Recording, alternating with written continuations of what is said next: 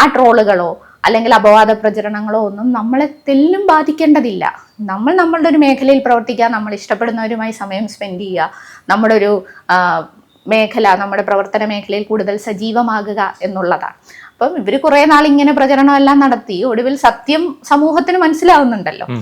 ഓരോ മനുഷ്യരും ഒരു കമന്റ് ഇടുമ്പോൾ ചിന്തിക്കേണ്ടത്, എൻ്റെ ഒരു അഭിപ്രായം, എൻ്റെ ഒരു സ്വഭാവമാണ് ഇതിൽ പ്രതിഫലിക്കാൻ പോകുന്നത്. ചിലരൊക്കെ സ്ത്രീ വിരുദ്ധമായിട്ടൊക്കെയുള്ള കമന്റ് ഇടും. സ്ത്രീ വിരുദ്ധം നല്ല മനുഷ്യത്വ വിരുദ്ധമായിട്ടുള്ള, ഒരു മനുഷ്യനെ ഇങ്ങനെയൊക്കെ വിളിക്കാമോ എന്ന് നമുക്ക് തോന്നും.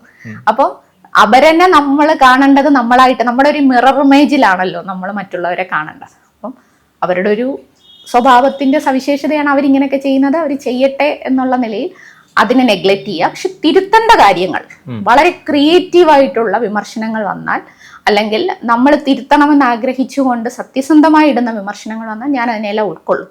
ഞാൻ പരിശോധിക്കും, ഞാൻ തിരുത്തേണ്ടതുണ്ടോ. അവൻ എത്രയോ തിരുത്തിയ അനുഭവങ്ങളുണ്ട്. അങ്ങനെ തന്നെ മുമ്പോട്ട് പോകണം എന്നാണ് ഞാൻ ആലോചിക്കുന്നത്.